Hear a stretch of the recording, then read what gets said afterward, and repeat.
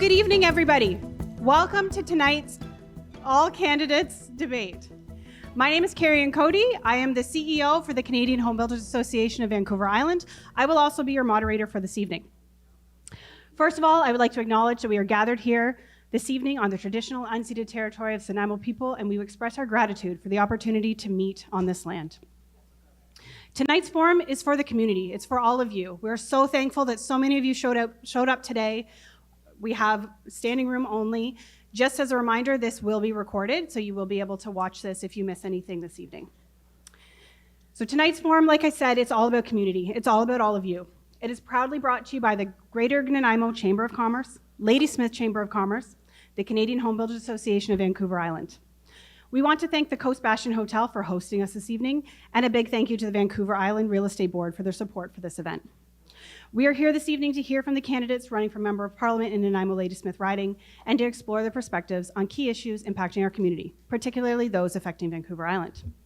Before we ask the candidates to introduce themselves, I would like to take a moment to, first of all, thank our partners for their support towards this evening. I would also like to thank all of their volunteers for the support this evening. Without you, we couldn't have made this happen. And lastly, I would like to thank the candidates. All of you are here this evening, and we really appreciate your time. I know that this is a lot of work to coordinate schedules, and we appreciate that you were able to do this for us. All right.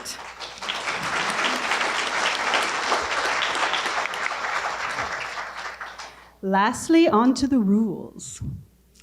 Rebuttal cards. 3 rebuttal cards will be issued to each candidate, which may be used during the pre-selected question or submitted questions to candidates during the portions of this forum. When a candidate wants to rebut the statement of another candidate, she or he should hold up a rebuttal card and await acknowledgement from the moderator. Upon instruction from the moderator, the candidate will have 1 minute to rebut. Submitted questions to candidates. Due to time constraints, there is no assurance that all questions will be asked. Code of conduct. The purpose of the candidates forum is for the audience members. It's to gather the information they need to make an informed decision on election day. It is not for the purposes of showing one's support for particular candidates or a party. Therefore, we ask the audience to respect the candidates and applaud ideas, and no cheering or jeering the candidates themselves or a political party. This also allows us to stay on time and for all of our questions to be asked. A reasonable decorum will be expected by the guests and the candidates to ensure a fair and equitable discussion. The moderator, myself, will ensure and maintain a productive and respectful environment. If anyone acts out of line and fails to maintain a reasonable decorum, they will be asked to leave the event immediately. The evening will be paused until the situation is resolved. We take the security and respect of our candidates and our guests very seriously. We ask that candidates respect each other by not speaking over one another and speaking to each other in a civilized manner. Campaign materials. Candidates were asked not to distribute campaign materials prior to or during this forum. And recording. Rogers will be on site recording the forum. They will be airing the forum on Channel 4, as well as they will have it uploaded to their YouTube channel. All recordings will be taken down 24 hours prior to the election date of April 28th, 2025. And now on to the evening. Tonight's debate will focus on 6 key topics: support for small and medium-sized businesses, regional collaboration, sustainable economic growth, arts, culture, and heritage, nonprofit and social sectors, and housing affordability. Opening remarks. Each candidate will be given 1 minute to provide opening remarks.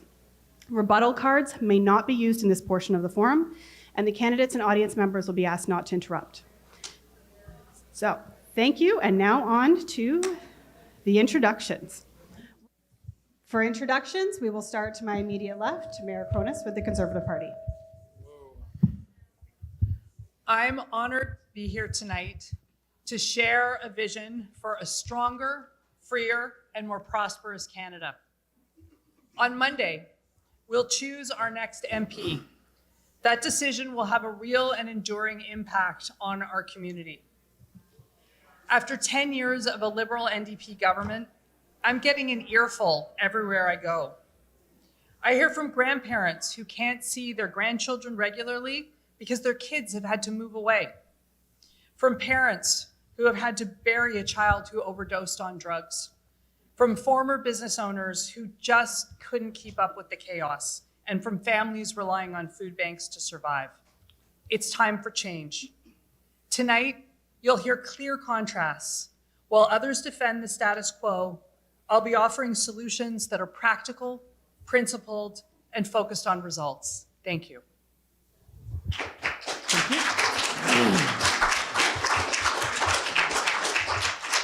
Paul Manley, Green Party.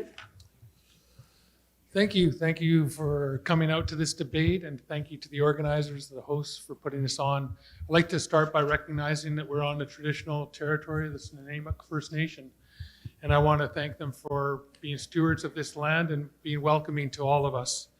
I am the former Member of Parliament for Nanaimo Ladysmith. I served from 2019 to 2021. I'm a current City Councillor and a Regional District Director. I have experience working in the nonprofit sector, running programs for people with barriers to employment, and I was the Executive Director of the Unitarian Shelter. I was a small business owner for several decades, and I love this community. Nanaimo is a great place to live. Nanaimo Ladysmith's a great place to raise a family, but we face a lot of challenges. We have an affordability crisis. We have an overburdened healthcare system, climate crisis, and threats by Donald Trump. If you elect me as your MP, I will be responsive, hardworking, and effective. Thank you.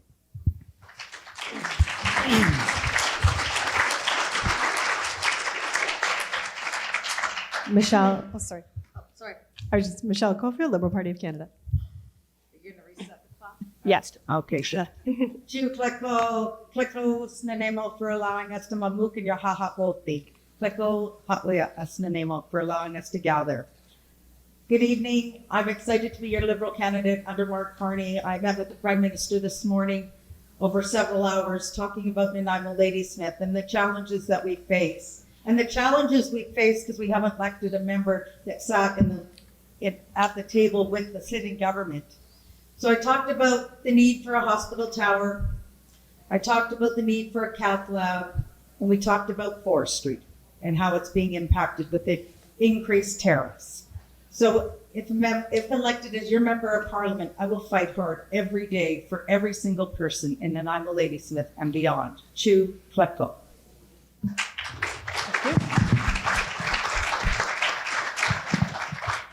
Lisa Marie Barron, NDP. Well, thank you. Hello, everybody. I'm Lisa Marie Barron, the most recent Member of Parliament and the candidate running for re-election for the NDP.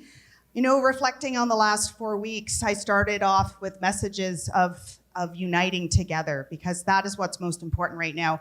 And that remains the same right now. When I'm out talking to people in the community, people are worried about Trump. They are worried about Pierre Poilievre's Conservatives and everything that we hold dear as Canadians. Pharmacare, dental care, $10 a day childcare, pensions, employment insurance, all of these policies did not happen by accident. They happened because New Democrats were in Parliament fighting for you. We will continue to expand on these policies and to ensure that seniors and people living with disabilities are able to live with dignity and respect. We know here on Vancouver Island, the only party to stop Pierre Poilievre's Conservatives and their cuts is the NDP. So this election, vote for me and make sure that we are standing up for all that we hold dear. Thank you. Lisa Marie.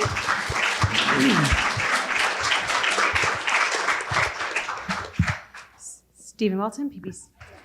My name is Stephen Welton. I am the candidate for the People's Party of Canada, the PPC. I'd like to start my introductory remarks tonight with a trades acknowledgement. I would like to acknowledge the carpenters, the bricklayers, electricians, plumbers, tilers, and all who brought their skills and sweat to the construction of this beautiful building and room. Thank you.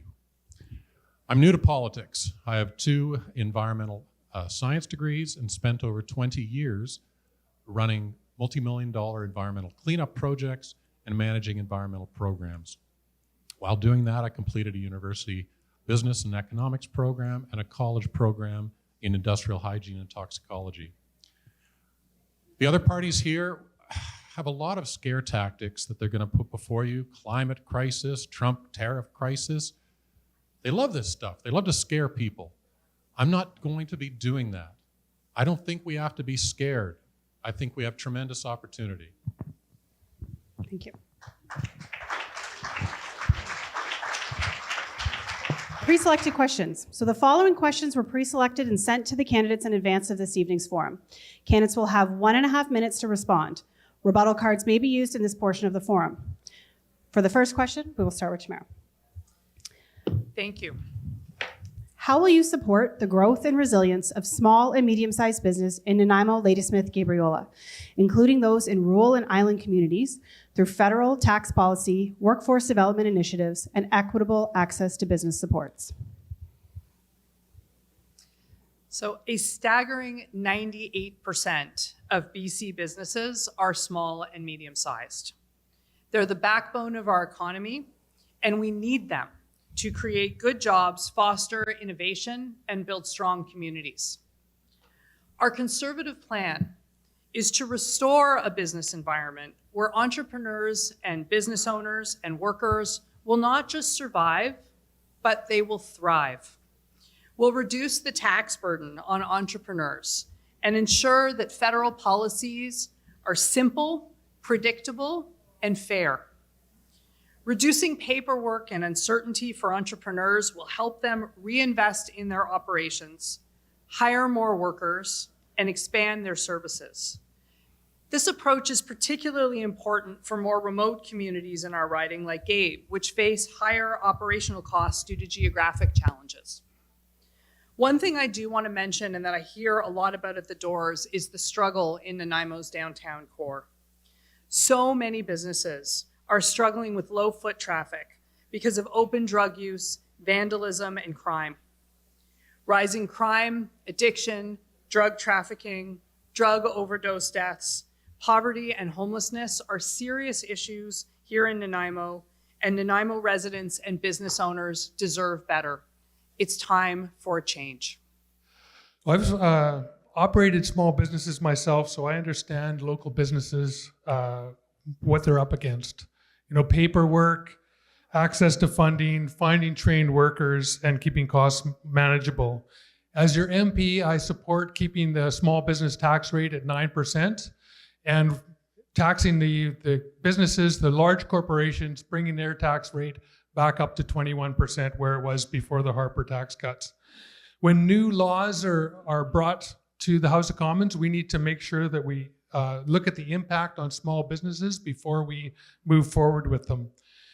I'll push for simpler tax filings and less paperwork so business owners can spend more time running their companies rather than dealing with paperwork. And I'll fight for loans and grants so local business can scale up successfully from small companies to medium-sized to larger companies.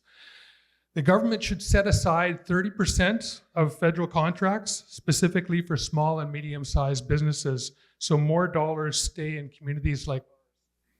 We also need a new battery for my microphone. It's done. Try this one. Sorry. Okay. That's the second time it's died.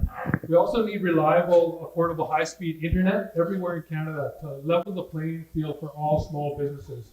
And to ensure businesses have access to skilled workers, I'll continue to champion free tuition, including in trades and retraining programs.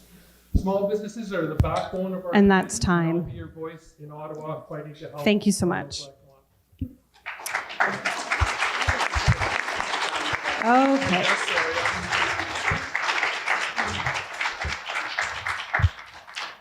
Would you like the question repeated? Or you? Sure. Okay. No worries. How will you support the growth and resilience of small and medium-sized businesses in Nanaimo, Ladysmith, Gabriola, including those in rural and island communities, through federal tax policy, workforce development initiatives, and equitable access to business supports? Thank you. And thank you for the question. So I bought my first business at 18 years old. So small business is the backbone of Michelle. I also, in my work, have developed 6 economic development toolkits for First Nations, co-founded the Indigenous MBA program at Simon Fraser University, the first in the world, graduating over 200 MBA graduates.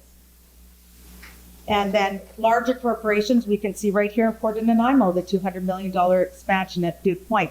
So I've been an advocate for small and medium-sized businesses my entire life, because if you work in First Nations communities, you will know they can't borrow money against their land, and they can't borrow money against their house.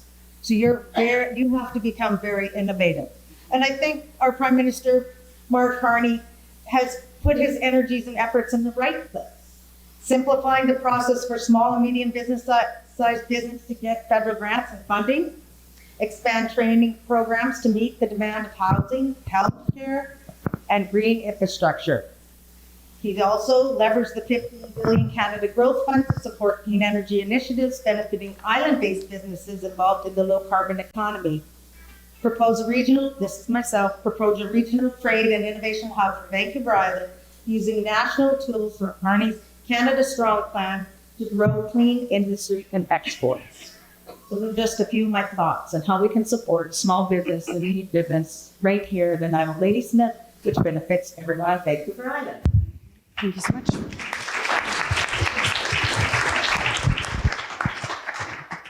Would you like the question repeated? No, I think I'm good. Okay. Yes.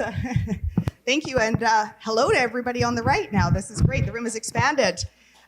So first and foremost, I grew up in a small business, and I will tell you that I know how hard it is. Everybody in the family contributes because this is not just luxuries. This is keeping a roof over your head. Everything goes into that business. And so supporting local and mid-sized businesses is at the heart of so much of the work that we're doing. One thing that has become very obvious to me as Member of Parliament is why do we have these large corporations that have tax avoidance systems that are not paying their fair share of taxes, yet our mid-sized and small businesses are paying far too much taxes. So we need tax fairness to make sure that our small and medium-sized businesses are able to not just survive in our communities, but to thrive. We also can do simple things like credit card caps. Why are businesses paying so much in credit card fees to be able to use that to have people pay? Another thing that comes to mind, of course, is supporting those who are working in our small and medium-sized businesses to make sure that they have affordable housing, fair wages, and what they need to be able to participate in the workforce. And finally, supporting local is so important. Everything that's happening right now with Donald Trump has just reinvigorated how important it is that we are supporting local businesses, coming together as communities to make sure that our local businesses are supported, because we know when local businesses support it, when we are buying in Canada, when we are building in Canada, everybody benefits. Thank you.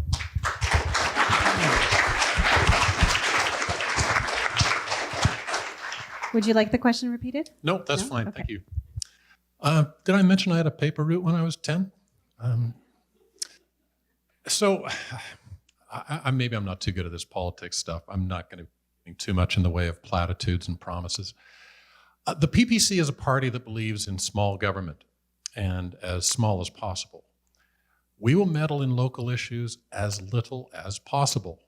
Instead, we will create a Canada that is supportive of individual and business endeavors, ensuring fair and equitable access to existing programs and in avoiding special treatment towards friends of the government, special interest groups. Our posture would be one of staying out of the way of local governments and business associations as much as possible, but listening when they need the federal government to remove impediments to their initiatives.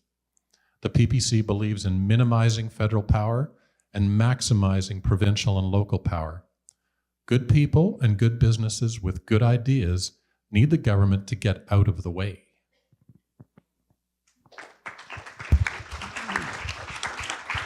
Thank you. We'll move on to our next question, and this time we will start with Paul. The next question: how do you plan to collaborate with local governments, business associations, and chambers of commerce to address regional economic challenges and foster a thriving business environment? Well, I have strong relationships with First Nations, local governments, business leaders, and local chambers of commerce. In fact, many local community leaders encouraged me to run again because they appreciate how I've worked with them as a member of parliament. I'll continue to regularly meet with local governments, chambers, business associations, and actively listen to their concerns, identifying practical solutions and advocating effectively for their needs in Ottawa. We also need investments in local infrastructure that directly supports and strengthens our local economy. But there's another critical piece to fostering a thriving business environment: ending wasteful subsidies to large corporations, especially those that are foreign owned. These corporate handouts don't serve our community. Instead, let's redirect those resources to where they're actually helpful: local businesses, small and medium-sized enterprises, and entrepreneurs and workers right here in Nanaimo Ladysmith. The federal government's top priority must be to build strong local economies, not to provide corporate welfare for multinationals. As your MP, I'll continue to fight for these funds back to the local community, ensuring community thrives, and for tax fairness to ensure that local business can do much better than the struggles that they've had. Thank you.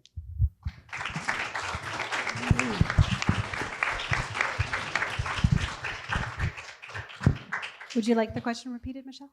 No, I don't. Okay, there we go. So working with local governments and chambers, how do I plan to do that? I've been doing this for over 32 years. I'm a facilitator, mediator, and negotiator.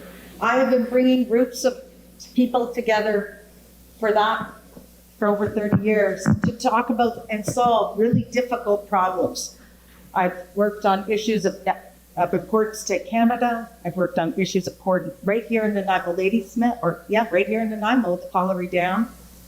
So I'm an expert in the field of bringing people together. So I think we can do this in a way that we start talking to each other. We start bringing people together more often, hosting quarterly roundtables with First Nations, local governments, and chambers. And I would say this is an important part, because as First Nations grow their economy, they need to feel included. We've got to welcome them into the economy as they grow their businesses. Speed up federal approvals for ready-to-build projects, can have construction started without delay. We're going to have to see that, and create a joint fund with municipalities to support local infrastructure, revitalizing the downtown area. I love the work of the DBA, and improving ferry services and expanding transit options. Those are a few ideas. Thank you. Would you like the question repeated, Lisa? No, I'm good. Okay. Thank you. Thank you, Carrie Ann.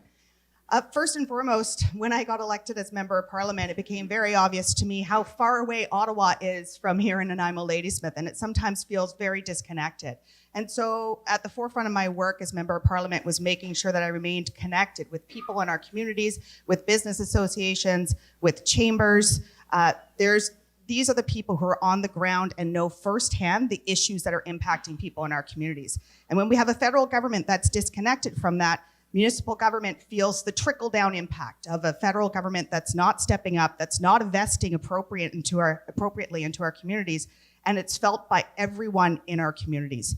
And so one example I can think of is the work that I was doing around the derelict and abandoned vessels alongside the chambers in our communities. We know that there are vessels that are being abandoned along our coast, and they are causing immense problems for marine safety. They're an eyesore for tourists. They're causing pollution in our oceans. And so I was able to work alongside the local chambers to bring together the business community, to bring together people in our communities to talk about this issue, and to have people, the members of parliament across party lines in Ottawa, seeing the problem firsthand to be able to finally see solutions moving forward. And so Ottawa may be a far way away, but with strong representation, there is so much possibility and opportunities of the work that we can do together.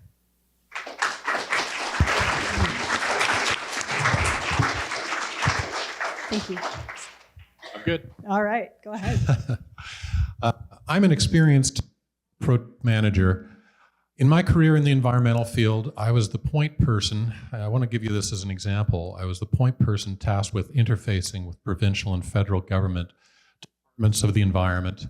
I negotiated with the Federal Environment Ministry for a special allowance under the International Hazardous Waste Movement Treaty and regulations to ensure safe, efficient transboundary shipment and treatment of PC-contaminated waste. Kind of dramatic and scary sounding. Is that working any better? A little bit better? Okay. And I mention this because this was a challenging negotiation that was for me to run with Ottawa, Washington, Victoria, and in Sacramento in California. I offer this as an example to demonstrate my skill set in collaboration and negotiation. Not elbows up, kind of playing around with that silliness, but proper tact, diplomacy, and negotiation. Thank you. Thank you. I am so glad that you used the word collaborate in the question, because that is exactly what we need to grow. As your MP, I will work with anyone and everyone, from any party, from the BIA, from chambers, from local associations, to build, foster, and sustain a thriving business environment. And I look forward to working with elected officials at all levels. I hope we'll meet regularly and keep lines of communication open so that we can work in sync on the priorities that will benefit Nanaimo Ladysmith. For too long, we've been suffering under an Ottawa knows best, big government approach that has killed jobs and stifled innovation. If I have the privilege of serving as your member of parliament, I plan to meet regularly with local business associations and chambers of commerce. I will encourage dialogue between all levels of government, and I also plan to open 2 constituency offices, one in Nanaimo and one in Ladysmith, to make government more accessible and to do a better job of meeting local needs. Let's work together to reward ambition, innovation, and creativity, to boost productivity, and to make it easier for people to start the businesses they've been dreaming about that will bring good jobs to our communities. Thank you.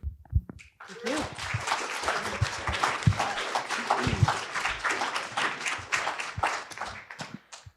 Our next question will start with Michelle.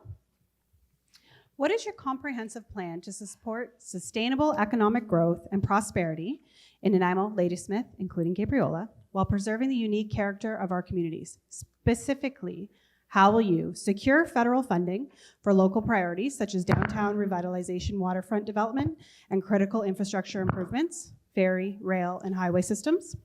Enhance support for small businesses in key industries such as tourism, forestry, and marine-based enterprises? Strengthen the resilience of local supply chains and improve food security, particularly in the face of global disruptions and climate-related challenges. Ensure port security and emergency preparedness in a region dependent on marine transportation, and promote good governance by advocating for fair federal representation, intergovernmental collaboration, and transparent funding processes that reflect the needs of our region. In fairness, they did get them in advance, but it is very wordy, so we probably don't need to repeat them all. So what's the comprehensive plan to support sustainable economic growth and prosperity in Nanaimo Ladysmith, including Gabriola, while preserving the unique character of our communities? That's about the gist of the question, I think. So let's look at what has Michelle done. I have initiated Save the Harbor when access to the beautiful, majestic, gorgeous waterfront that we have, that Protection Island needs to be able to have access to come back and forth. That's their shortest way to get. So we created Save the Harbor initiative. We stopped the big yachts from coming in.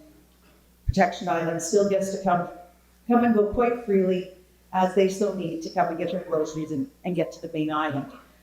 Let's look at the Port of Nanaimo. I was on the Port of Nanaimo for 9 years. I was the representative from the city of Nanaimo.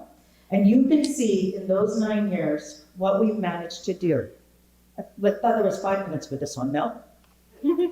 Anyways, $200 million for the Dew Point expansion so we can have access to export. We can have short sea shipping. We can do all of these things, but Carney will use $25 billion Build Canada Homes Fund to accelerate the construction of modular and affordable housing in the region, invest in regional food security, including cold storage and climate resilience. But let's make it all better, because we should make BC ferries an essential infrastructure to improve marine response times and revisit island rail to support local transit, goods movement, and Thank you. interconnect needs.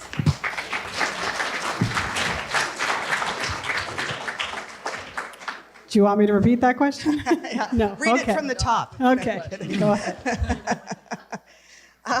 Well, thank you so much. It's a big question, so I will take a bit of a different angle here. So first and foremost, I'm going to reiterate how important it is that we're supporting our local and small businesses, of course, supporting tourism. We live in an incredible place. People want to come here to visit. People want to come here to live.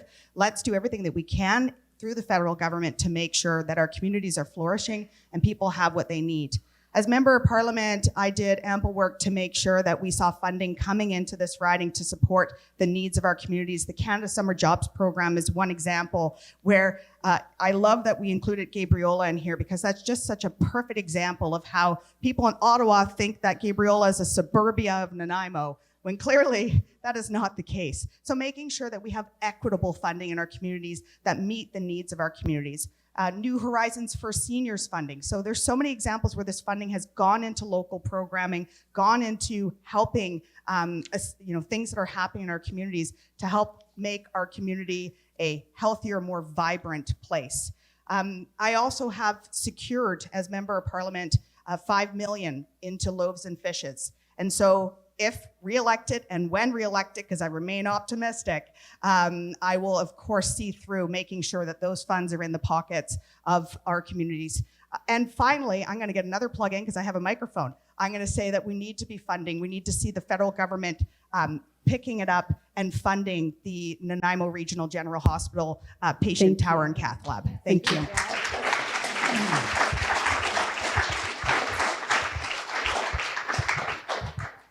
Stephen? Thank you. Okay, so situation. There's a lot of talk about money going on here. I want to make a point very clear here. I think we're all aware that the Liberal NDP coalition has been making life pretty difficult for people in Canada over the last 10 years. Happiness index is down, debt per capita way up, purchasing power down, violent crime up, housing costs up, groceries up. This all raises the question, where's the money going to come from?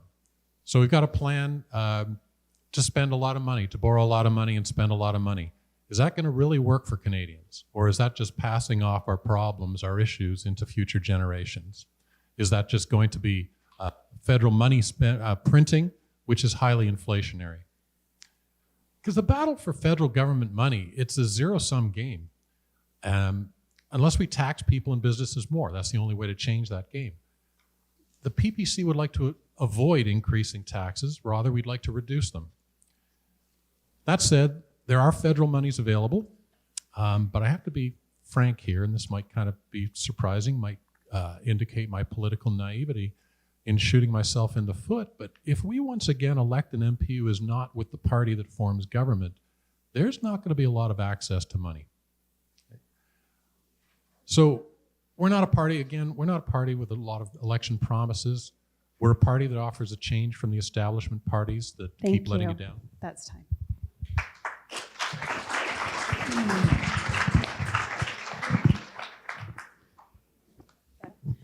Would you like the question repeated? No, thank you. Save us all. So Central Vancouver Island is one of the fastest growing regions in Canada. We need significant infrastructure investment if we're going to be able to build a successful community and keep our island way of life. So many people tell me that they have never felt further away from their government than they do right now. Our money goes east and it does not come back in any kind of equitable way. This has to change. As your MP, I will fight relentlessly for our share of infrastructure funding. As part of that, I will do everything in my power to ensure that David Eby keeps his promise to build the patient tower and cath lab at Nanaimo Regional General Hospital. I will also fight for every federal dollar that would help realize that goal. A conservative government will lower taxes so that you can keep more of your own money, remove interprovincial trade barriers to encourage east-west trade, and build a strong and sustainable economy on the island. We can do that while ensuring that we have robust safety and environmental practices on the coast to protect nature, to protect our workers, and to protect our industries. I've seen and admired the work done by businesses, chambers, and regional economic development agencies here on the island, and look forward to working Thank with you. with That's them fine. and with all of you to advance our goals in a sustainable you. and healthy way.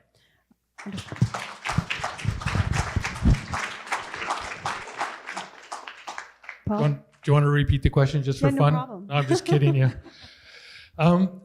Every region in Canada is entitled to fair representation and transparent funding processes, not just ridings with government MPs. And any candidate who tells you that you need a government MP in your riding is advocating for a single party state like China. As your MP, I've stayed very connected to local governments, to First Nations, and First Nations are really involved in the process of economic reconciliation here, and we need to continue to work with them and our businesses and nonprofits. I shared federal funding opportunities and actively championed local funding requests. I wrote letters, met with ministers, and pushed federal agencies to recognize our community's needs. I'll continue to do this work when I'm reelected. To support our local economy, we need to stop exporting raw logs. We export about 2.7 million cubic meters every year, and Canadian trees should support Canadian jobs, milling lumber here for Canadian homes and Canadian wood products. We should export finished wood products only the way the Swedes do. IKEA, Swedish for common sense. We should be growing a lot more food on Vancouver Island. I've been a local food advocate for a long time. I'll advocate for federal funding to help local farmers invest in equipment and infrastructure.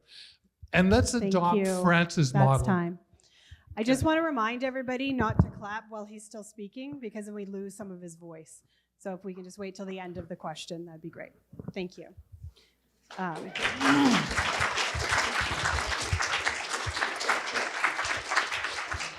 And obviously that applies to all candidates. Wonderful. Next question, we will start with Lisa. Arts and culture play a vital role in both our local economy and community well-being, contributing significantly to Canada's GDP and employing more Canadians in several major resource sectors combined. How will you and your party support the growth and sustainability of the arts, culture, and heritage sector, both locally in Nanaimo and Ladysmith and nationally? Will you support initiatives such as the proposed 1% federal funding commitment? And what specific strategies do you propose to strengthen this sector over the long term? Well, thank you so much. First and foremost, I guess I could say the easy answer here to the 1% federal funding commitment is yes, of course. I mean, it's the least that we can do. We know that funding has not increased at the rate required in arts and culture, and we know the investment that this is in our communities. When we have strong arts and culture in our communities, we have people that are better connected. We're increasing wellness. We're giving opportunities for local talent to flourish. I met with the Nanaimo Art Gallery just recently, and I'm sure everybody in here loves to go in and check out the incredible work that they're doing. And to see firsthand the space that they are working in, yet what they are delivering in that space, it is quite impressive. So we need to be investing in local arts and culture, making sure that those jobs are there. As it says right in the question, we know how much, when we invest in this work, then our communities are benefiting. I want to also point out how important it is that we are investing in public broadcasting, making sure that we are funding CBC, that we know that CBC, we know that CBC, of course, is the only station that's the Radio Canada that's providing Indigenous stations as well. So making sure that we are supporting local talent, local journalism, and supporting everything that makes it great to live here in Nanaimo Ladysmith. Thank you.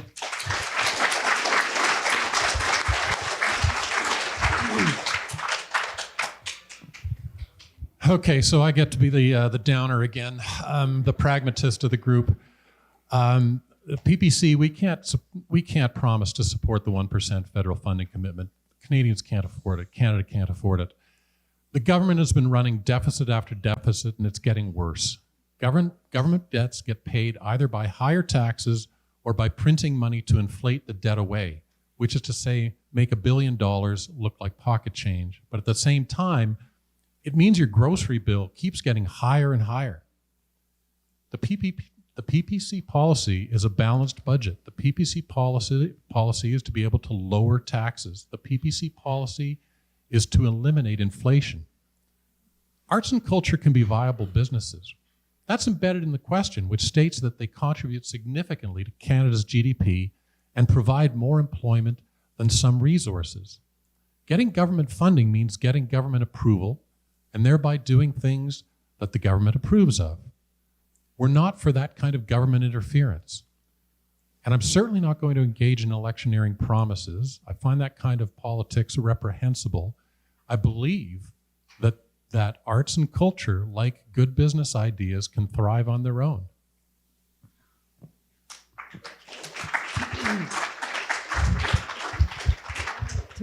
Would you like the question repeated? No? Okay. So many of you know that I'm a lawyer, but I also made my living as a working goldsmith and jewelry designer for nearly 2 decades. I have sold my handmade jewelry in galleries and even in parks with a 3-month-old in my arms. And for 10 years, I had my own retail store where we made everything we sold. I'll approach the challenges of the arts, culture, and heritage sector with the understanding that comes from those experiences. And it's been incredibly meaningful work, celebrating both happy and sad occasions in people's lives.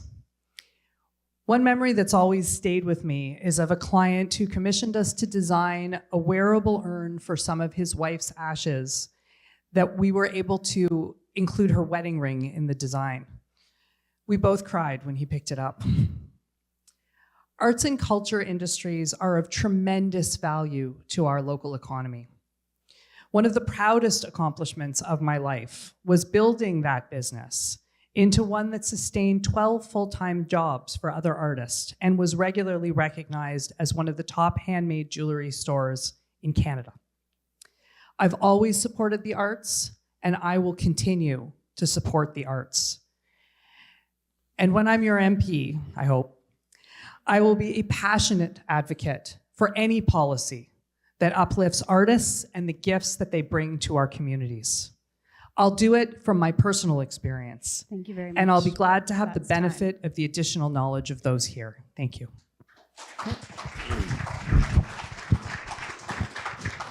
Paul? Arts and culture aren't just good for the economy, they are the lifeblood of our community. That's how we share our stories, that's how we share our culture, that's how we enrich our lives and bring people together. As your MP, I will fight for an increase in funding for the Canada Council for the Arts, for telefilm, for local performing arts groups, and to ensure that arts programs get steady, stable funding and multi-year funding to ensure that they can thrive. We also need to be funding festivals, celebrations, cultural events. We've seen a lot of those kind of things run into financial problems after the COVID. They provide incredible economic benefit and they need stable funding. We need to support Indigenous artists. We need to make sure that they're not getting ripped off for their culture, that they're not being appropriated, that their art is protected through property rights, and that they get the support that they need to share their art with the world. And we can't talk about culture without talking about supporting the CBC. We need to support the CBC. It needs proper funding, and we should have per capita funding that matches what they do with the BBC in the UK to make sure that it is a stable, steady organization that can provide Canadian stories. So arts and culture sector deserves strong, consistent support, and I will work to make sure that that happens. Thank you.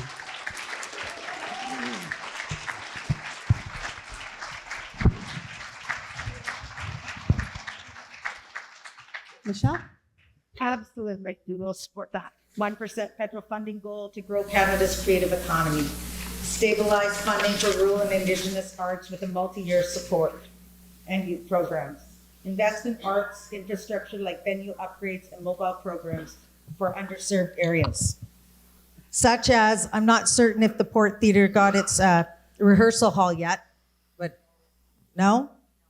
Well, Mark Carney's plan says infrastructure, that's infrastructure right there. I also want to tell you a little bit. During COVID, I spent my days working on the totem pole that you see at Maffeo Sutton Park. I absolutely support the arts and I support Indigenous arts. I also want to say CBC is needed more now than it's ever been needed because we're in an economic war with our neighbors in the South and we need to protect our country and we need to be able to communicate with those members within our country, and we can do that through the CBC. So again, supporting the culture, supporting arts, supporting culture, investing in our Indigenous knowledge and our Indigenous knowledge keepers so that they ensure that their culture is able to live on for generations to come. Chew.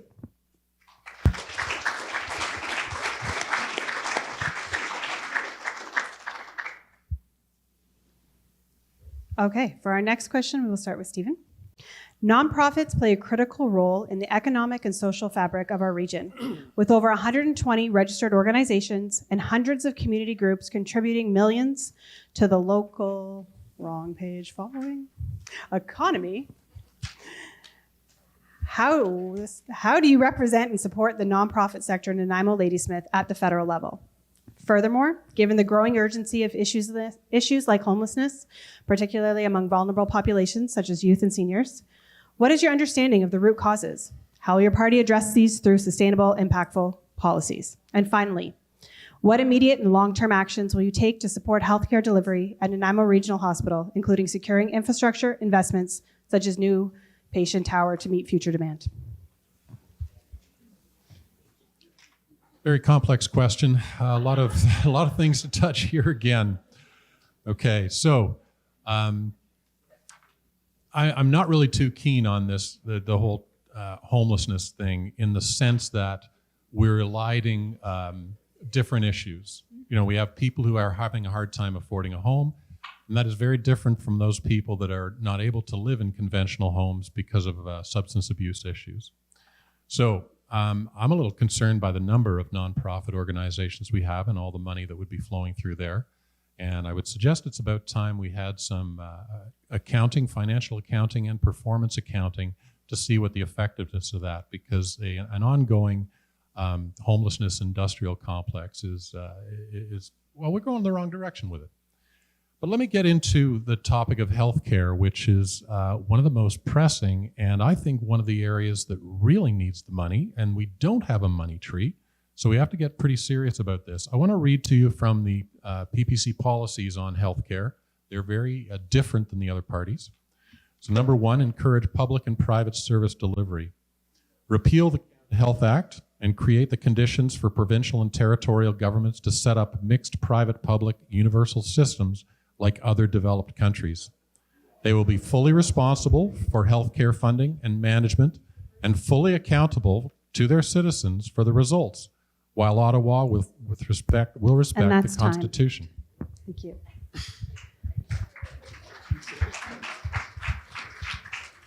Before you begin, I just want to, again, remind everybody, let them finish during their allotted time. Thank you very much. Would you like me to repeat the question? You got it? Okay. So our nonprofit sector is vital to our island. To those of you who are here tonight who volunteer or work for or run an organization that helps our community, thank you for your service. Canadians are struggling. Residents of Nanaimo Ladysmith are struggling. Many families cannot make ends meet without extra support. And our community somehow figures out how to deliver assistance time and time again. It's been wonderful to see and get to know many nonprofit organizations that have stepped up here in Nanaimo Ladysmith. It's truly the definition of community. But people are anxious about the precariousness of that support system, because while our health system struggles, it feels like community is all we have. I hear regularly about the lack of family doctors, long waits, and inadequate care. I've connected more friends than I ever thought I would have to grief counselors, to lawyers, and to other supports that too many people have needed in moments of distress. The issues that nonprofits and healthcare workers deal with are truly matters of life and death. We need to stop measuring success in healthcare by the dollars spent and get back to measuring success based on outcomes. It's time for a change, And I will work collaboratively with all of you and with our nonprofit sector to achieve better outcomes. Thank you. Thank you.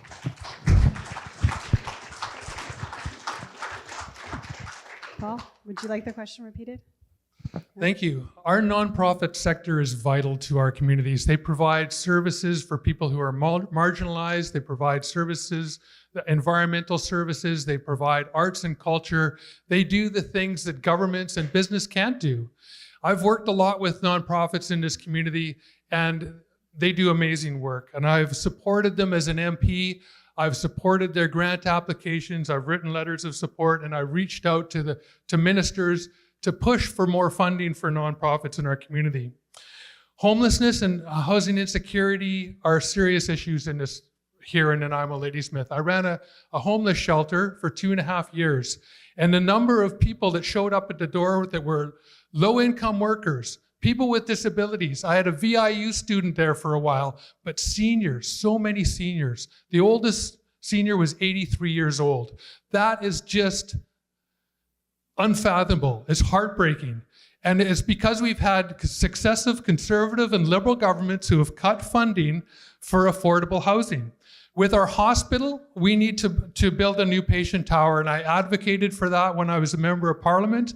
I took it to the health minister. I said, you need to go back to the 1960s when the federal government put capital funding into the hospitals. We have a $30 billion deficit in just hospital maintenance across this country, and half our hospitals are older than 50 years old.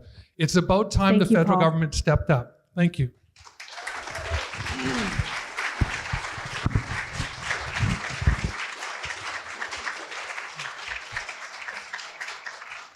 Michelle? I'm going to speak to healthcare first. We absolutely need to upgrade the hospital, including the tower and cath lab and emergency services. Why? Over 500,000 people living north of the Malapat do not have access to tertiary care. That is not Canadian. Canadians have the right to health care, and we have to do better. How can we do that? Together with Mark Carney, he wants to create one economy in Canada, not 13. Healthcare falls under the provincial jurisdiction, so we need to create ways for accountability back to our province. We have way too many health authorities. We need to get together and have one health authority, limit the amount of spending, figure out the patient dollars. There's a few things we could do. Don't want to be all nuts here, but Carney's plan, enhance youth mental health services through the new $500 million Youth Mental Health Fund. That's what we have to do. And we have to advance Indigenous health equity with First Nations leadership at the table. Nanaimo needs to be a partner, an equal partner at the table. And the 35 other First Nations that live north of the Malahat need to be included and not excluded, but included. I'll talk about root causes of homelessness. You know it's trauma, mental health. We have to tackle those issues at the root of where they start.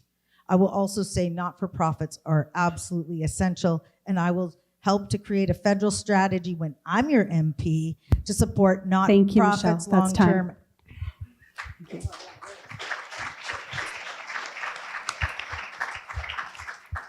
Lisa? Thank you. Well, first, nonprofits need to be provided with long-term sustainable funding. I know firsthand as somebody who's worked in nonprofits how challenging it is to plan the services, the important services that people are providing in our communities when you're constantly having to apply for the next grant. So making sure that nonprofits have the money that they need to be able to deliver the services. But nonprofits are actually filling very vital gaps in our communities. Right now, like the trickle-down impact that I was talking about earlier, nonprofits are feeling the impacts of that firsthand. I think about the Nanaimo Brain Injury Society, who's providing incredible services to people living with brain injuries, their families, their loved ones, and their support networks. And how important it is that we are seeing people that are working in these jobs actually having the funding required so that they're not set up for failure, so that they can provide the supports that they so desperately want to provide.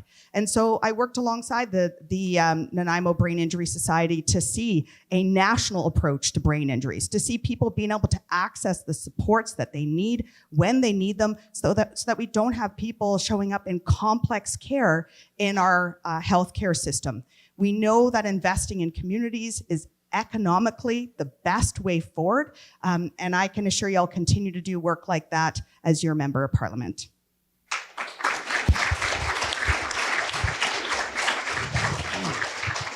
Thank you, Lisa.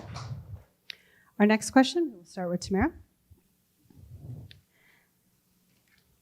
I'm going to split this up into 2 questions to make it a bit easier. You're welcome. Housing affordability and availability remain critical issues across the country. What role do you believe the federal government should play in supporting market rate housing, and how will your party work to remove barriers to home ownership, particularly for first-time home buyers? So I want to thank the Home Builders Association for the work you're doing. And I want you to know that when you elect a conservative government, we are going to supercharge your efforts. Housing is yet another area where wholesale change is absolutely necessary. Both home prices and rent on the island have more than doubled over the last decade. Young adults cannot afford to live here, so our kids and grandkids are moving. Interest rates have made it impossible for people to make their monthly payments. In 2024, Nanaimo had 23% fewer housing starts than we did 5 years ago. And so far this year, housing starts are actually down even more, by 51% compared to the same time last year. These are problems that are not going to be solved by layering on another housing bureaucracy, as the Liberal platform plans to do. We need the government to get out of the way to get more homes built at a lower cost. So in addition to creating 350,000 additional trade positions, our Conservative plan for change will eliminate the federal sales tax on new homes, not just for first-time home buyers, but for all Canadians, including seniors who struggle to pay the property taxes and operating costs of their homes, but have nowhere to downsize to. I'm looking forward to collaborating with all levels of government so that we can build more new homes here. Canadians deserve the opportunity to live in an affordable home in a safe community, and we're going to make that happen for a change. Do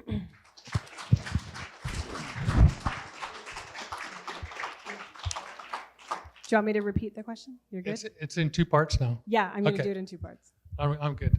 So the housing affordability crisis isn't going to be solved by subsidizing developers who are selling market rate homes. What we need is the government to get back into building affordable homes and co-ops for the people that need them. So we're talking about low-wage workers, students, seniors, people with disabilities. We're always going to need affordable housing for these folks. And so that's what we need to do, is start to build more affordable housing units. And we are proposing that we triple the amount of affordable housing in this country. We need to stop speculation in the housing market and stop treating it like a stock market. We need to stop having foreign investors buying up real estate here and driving up prices. We need to make sure that we have public registries that show who the real beneficial owners of properties are, because right now they can be hidden behind investments and blind trusts and things like that. We need to make sure that we end preferential tax treatment for corporate landlords and real estate investment trusts so that they drive up prices, and we need to end this process of them buying up affordable units and driving them up into market rates so that rentals become unaffordable for ordinary working folks and people who need affordable housing. Thank you. Thank you.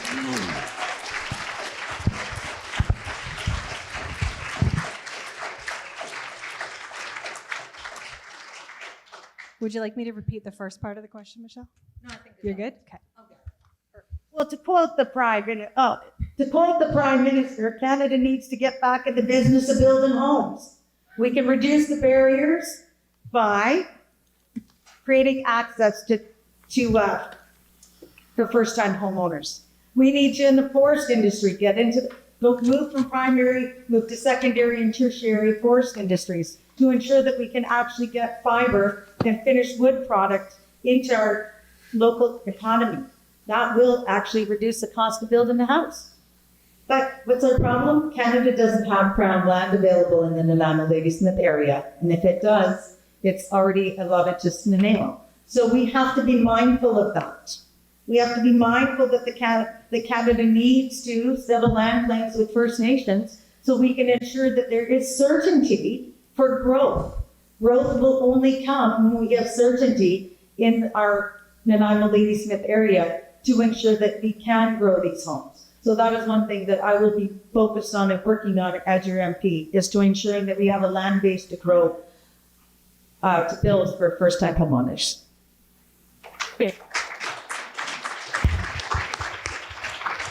Would you like the question repeated? Good. Okay. Thank you. So what we know is that housing is a basic human right. And instead, what we've seen is consecutive liberal and conservative governments that have allowed the housing market to be used as an investment tool. We're seeing affordable homes coming up and then corporations swooping in and buying them up before people in our communities have even a chance to be able to get into the market and to be able to have a home and a roof over their head. And so the NDP will make sure that we're moving forward with homes that are affordable.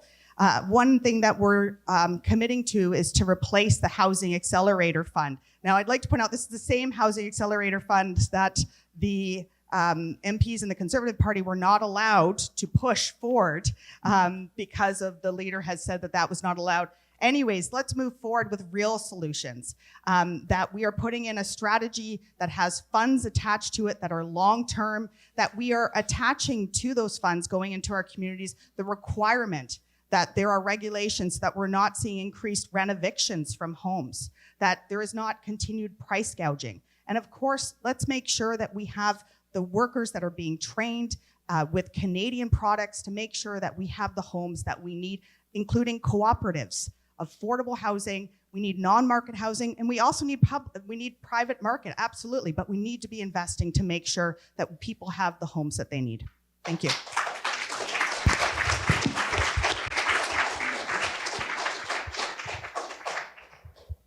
So call me skeptical about government programs and where all the money is going to come from, especially government programs to build homes. I don't think you really want a home that was built by the government. Housing affordability is absolutely a critical issue, especially in particular for young people, first-time buyers. The federal government's role is actually quite simple. The extraordinarily high levels of immigration, encouraged and facilitated by the existing government, have introduced outsized demands for housing. High demand means high prices. We all get this. Anybody who has sold a house during a bidding war understands what that does to price when there's that demand. Around 250,000 or so houses are built in Canada each year. The Liberals have been bringing in 1 million, want to keep on bringing in 1 million people a year. That's a huge demand, okay? So we do have to answer the question, if we're going to bring them in, how we're going to house them. Well, we don't have an answer to that. So an answer is to reduce the immigration to a more sustainable level. And that will reduce the pressures on house prices. We'll actually be able to house people then. Canada first. Thank you. For the second part of the question, we'll start with Paul. What specific measures will your party take to reduce government-imposed costs, streamline regulations and red tape in the home building process, support necessary infrastructure, and address chronic labor shortages within the residential construction industry? Well, thank you for that question. Nanaimo is it's the 5th fastest growing region in Canada. So we've seen a boom here in the people moving to Nanaimo, and it's created actually a real crisis. The federal government could be supporting municipalities by helping them with the software and development of tools that help them to streamline the process for permitting, et cetera, just to make the whole process easier to work with. We should be supporting municipalities with infrastructure needs, because when you're developing and increasing growth, you need the infrastructure to match with that. I've heard the Conservatives say that they would punish municipalities for not having enough homes built, But I have a development behind my house that was zoned 10 years ago, has permitted 8 years ago, and it hasn't been built yet. And that's because it is a market-driven economy. And that's why we need the federal government to do what they did from World War II to the early 80s, where they built affordable housing and cooperative housing for the people in our community that cannot afford market housing. That's the right thing to do. Let the market sort itself out with interest rates and supply and demand, and the development behind my house will eventually get built based on the market. But let's get the government involved where it needs to be involved. That's affordable housing. Thank you, Paul.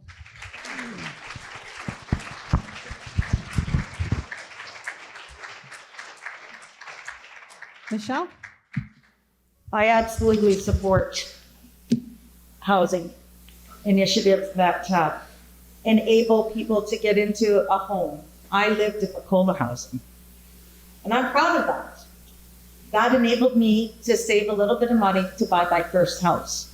So subsidized housing actually works. So I actually agree with Paul on this one. So just saying. So what do we need to do now? We need to cut approval delays for Indigenous co-op and non-profit housing projects such as Macola. Under Prime Minister Mark Carney's plan, we gotta train tradespeople and bring in skilled workers through immigration. My friend might not agree, but that's what we have to do.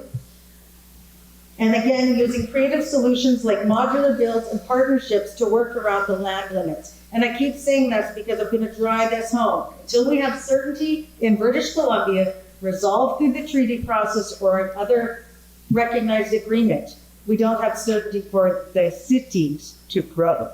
So we need to actually get back in the business of resolving land claims in British Columbia. That's that.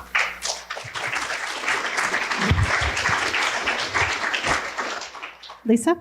Thank you. I guess I'll build off what I was talking about before. There's solutions that we need to be moving forward. We need to be getting creative. One thing that has come up over and over again is around the construction of prefabricated homes to speed up building timelines. So making sure that we are supporting right now, seeing everything that's happening in the United States and the threats that have been happening is so important that we're looking at solutions that will increase that security that we can develop and not have to rely on the chaos that's being created down south, that we know that we have what we need to be able to build here in Canada. And having prefabricated homes is one step in that direction to make sure that we can have what we need here in Canada. The other thing is around making sure that we are training and having those who can do the work actually here and trained to be able to do so. We know how much emphasis is placed on other areas of education. We need to make sure that we are supporting our province to deliver effective trades and skills building, because we know that we need people here in Canada to build the homes that we need and to ensure that people have a roof over their head, because again, it is a basic human right. This is not an investment tool for rich corporations. This is a right that everyone deserves to have a place to call home.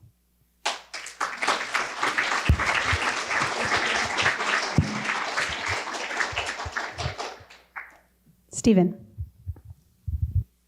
Okay, so there's been some talk here about supply side economics in effect, and those addressing supply side, providing more homes. That's just another inflationary effect. If we try to build more homes, we're going to need more materials. We're going to need more people. That's going to drive up the wages. We're not actually bringing in the kind of people that know how to build homes. So it's a little bit of a pie in the sky idea there. I just don't see it viable for the government to be involved on that level. And I've heard talk on both sides about government involved and then let the market sort itself out. The ideas here have been all over the map. I think it's pretty simple that we're seeing a housing crisis largely created by excessive demand, which is the amount of immigration that we have at these extraordinarily high levels. I know it's not a particular idea, particularly kind thought or popular idea, but our levels are way above historic levels, and it's creating excessive pressures in the system that are harming young Canadians.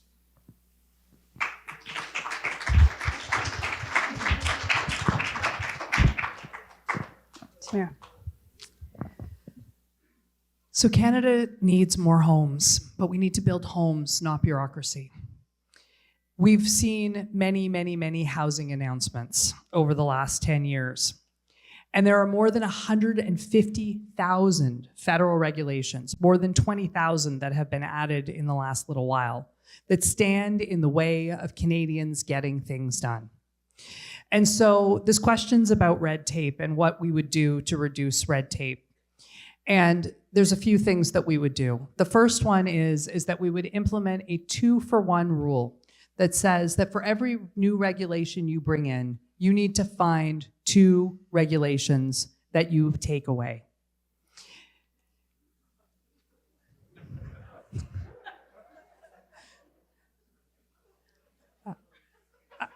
There's people here who seem to want more regulation in their lives. I'm a bit baffled.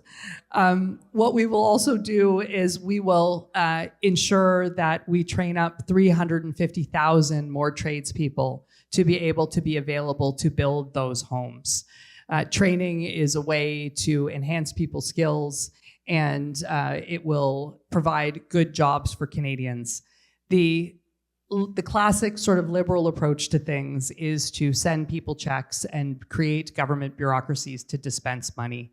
And our approach is to build our way out of it. It is time to build. That building will create good jobs for Canadians. Thank you. Thank you.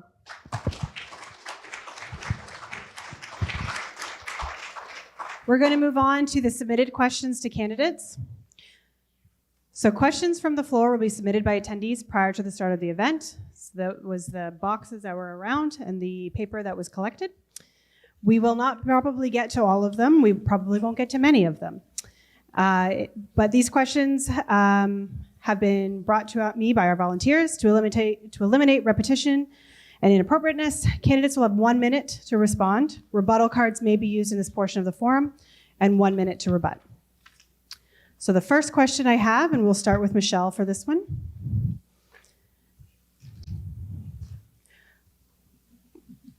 Would you agree to the elimination, or at least the reduction, in the number of political signs for another election? They are a blight on the landscape and waste of plastic to be disposed of after the election. This is a municipal ruling, something Surrey addressed in 2018 by eliminating signs altogether. We'll start with Michelle. Well, seeing so I was the last one to put up my signs, and my signs have been disappearing like crazy, I think I'd agree to the elimination or mitigation of a few signs. Because I too agree, I don't think I know they're not recyclable. They're plastic. Paul, is it recyclable? So needless to say, I think they're not good for the environment. So then I laminated a few because mine are going missing so many times. I thought that's cheaper and better for the environment. It's a piece of paper. So, yes, absolutely. The signs have been my nightmare. But whoever's using them for shelter, we can keep listening. Because that has happened too. The big signs become Affordable shelters, I guess. My husband told me that they're good for sleeping nuts. I don't know how he knows this. But apparently that was wise words from my husband. So Thank you, that's time. Thank you.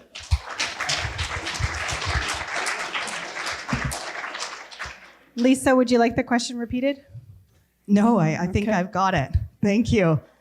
Well, geez, I guess my answer to this would be that the signs really mean this much in the bigger scale of an entire election process. And so the signs I don't really think mean a lot to all of us, but they are one tool for engagement, so I'll give them that. But I'd rather focus my time on the many other tools of engagement during elections. So being out and talking to people in community, having debates like this one today, having all candidates here for all the debates, making sure that we are out in the community. Yeah. No. Ultimately, we are all here today applying for a very important job that impacts all of your lives. So making sure that we are all showing up, are here to answer the tough questions, and to make sure that you can make the best decision for you on where your vote should lie.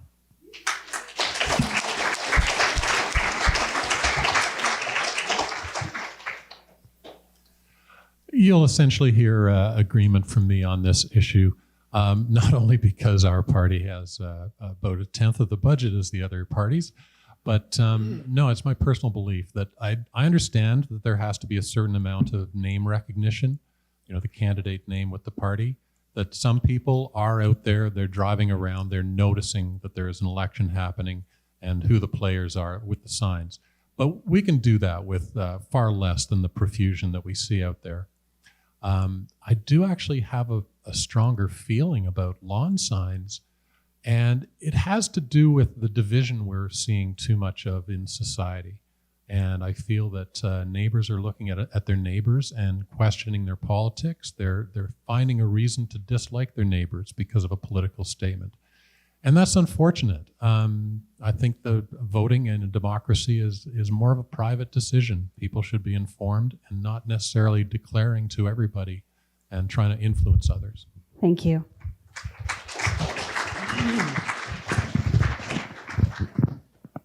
Tamara? I want to thank you for this question because it gives me an opportunity to thank my sign team. Because as fast as those signs are coming down, they're putting them back up. So thank you to everyone who has shown their support, who's let us know that a sign's down, and who has helped put them back up.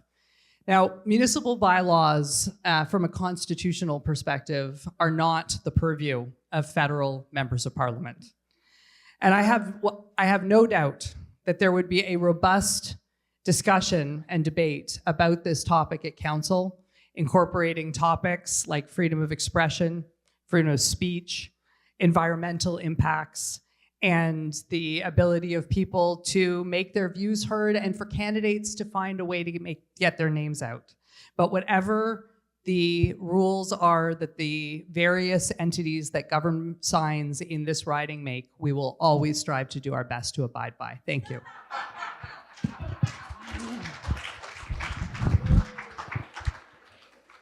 Paul? Well, the signs may not be recyclable, but they're reusable. And I've been reusing signs, except for the ones that show me as a very young man. They're now being used to line a chicken coop. I think they're a blight as well. Honestly, there's actually two parties here that have adhered to the local sign bylaw. There's a lot of other oversized signs that aren't adhering to the bylaw, and I find that very unfortunate and really, really problematic, because some of us, as a city councillor, I should be following that bylaw, quite honestly. They are a necessary blight in elections, but I kind of agree with Steve that I've heard more people saying that they don't want signs. They're supporting me, but they don't want them because there's so much vitriol and division in our community. And we need to work on coming together as a community more and being a little more respectful to each other during elections. But signs. Thank you, Paul.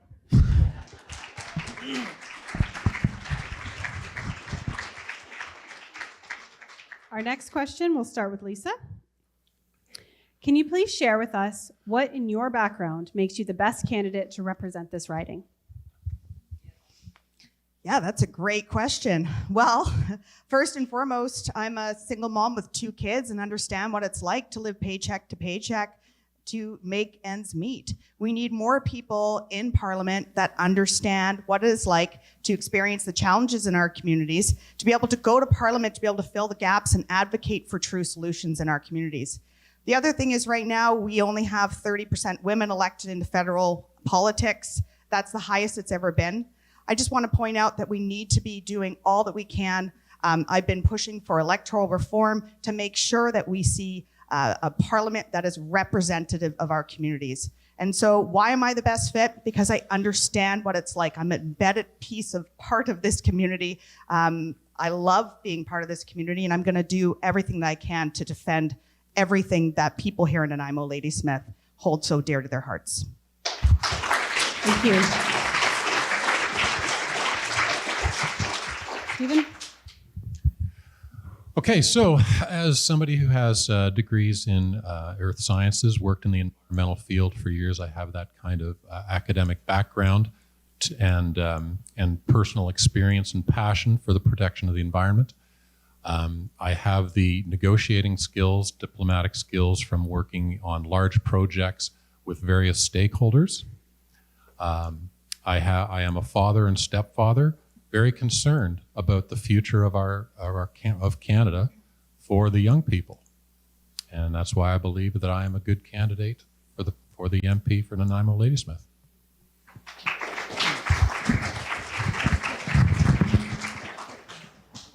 Tamara? Thanks. The first job of an MP is to run a really good constituency office, and that's exactly what I'm going to do.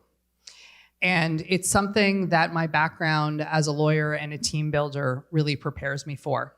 Because when someone comes to see a lawyer, they have a problem, or they want to be heard, and your job is to open a file, work that file, keep them updated on the file, and ultimately make sure that you deliver what people are expecting.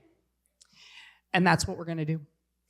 When it comes to building a team, I thanked my sign team in the last question, and I want to thank the rest of my team in this one. We have built an incredible team in this campaign. It's been a team of people from all kinds of walks of life and all kinds of different situations and very different political viewpoints. And we've done that, and we've created an atmosphere of collaboration and fun and really doing something meaningful. So that's what we're going to do. Thank you so much.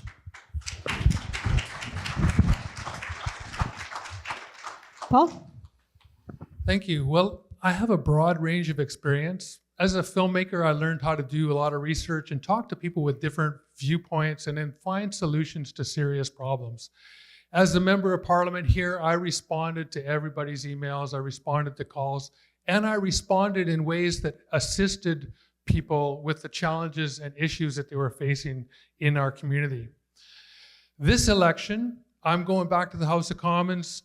I want to go back to the House of Commons to deal with Donald Trump. I was in the debates the first time around the change from NAFTA to CUSMA. Is actually my area of expertise is international trade and investment. We need good, solid, progressive voices in the House of Commons that understand these issues and are able to counter the kind of threats that we're dealing with to our sovereignty, to our economy, and to ensure that we protect workers' rights, consumer standards, and environmental protections in any trade agreement that we sign again with Donald Trump. Thank you, Paul.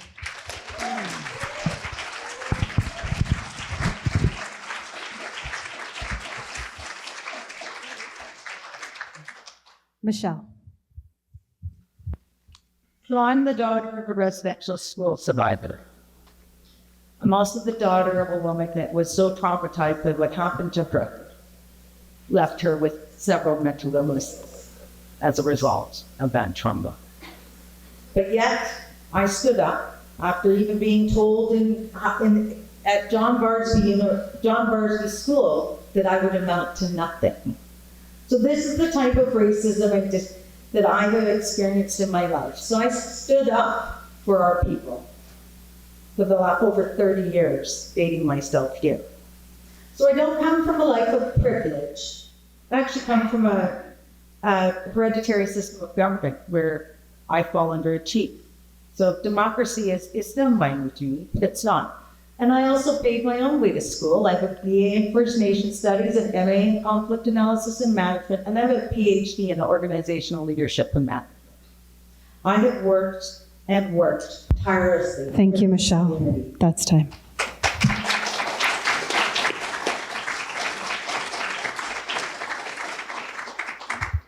For the next question, we'll start with Stephen. How will your party ensure the well-being of our veterans?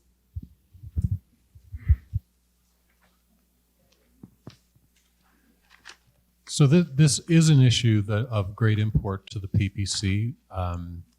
We do have a platform element to policy on veteran support services. We do want to respect them in a better way than they have in the past for the service that they have provided. They have been underserved. This is an area where the PPC would be spending more money to support veterans. We understand their mental health needs, we understand their financial needs, and that the young ones definitely need some support transitioning into the more the non-military workforce.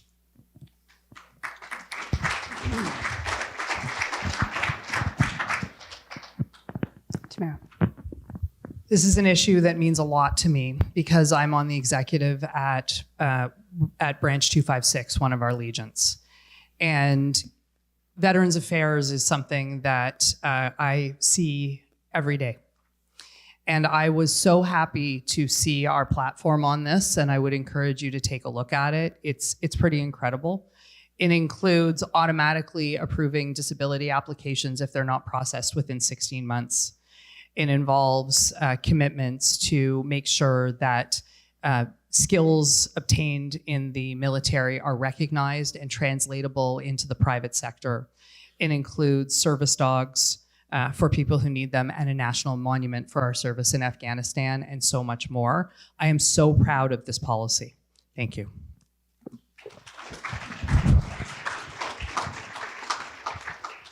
Paul? Thank you for the question. We need to make sure that our veterans are properly cared for when they return to Canada or when they've served our country. And that includes RCMP. It actually includes firefighters. It includes people that serve our community across the board. That's why you see, the walks and the cycles that they do. They all stand together. People that have dealt with trauma, that sometimes have mental health challenges after serving their community. We need to make sure that they have access to good housing, that their pensions are protected, that their survival benefits are protected, and that they are respected. I've heard from veterans in this community that we have veterans who are homeless living out at Mount Benson. That is just, it's unfathomable. It's really problematic. We need to do a better job of protecting those that protect and serve us. Thank you.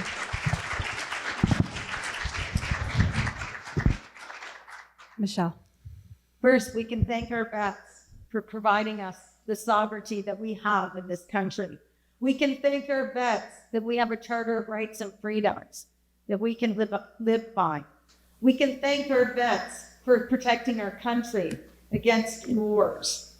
And we can also, again, thank our vets for everything that they've done to step up to protect others.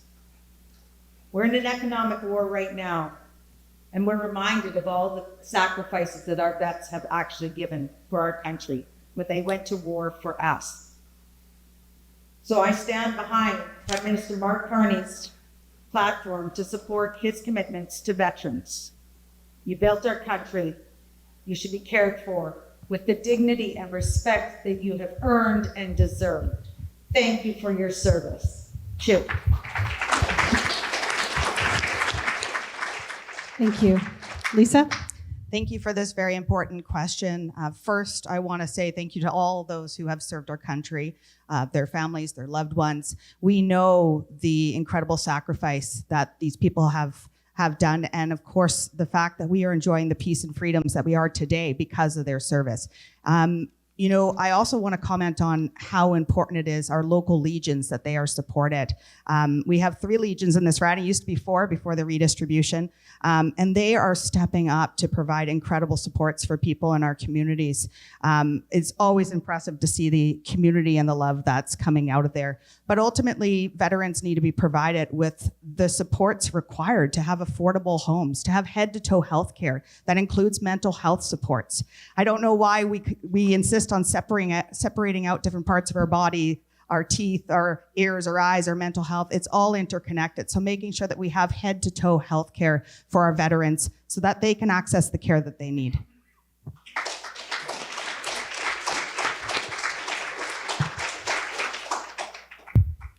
Thank you. Our next question, we'll start with Tamara. Nanaimo has over, I apologize, I don't know if this is 1,000 or 2,000 people homeless. People die 2 times as many for the rest of Vancouver Island from poison drugs. We spend money on police and community safety officers. What will you do to support community members who are unhomed and struggling?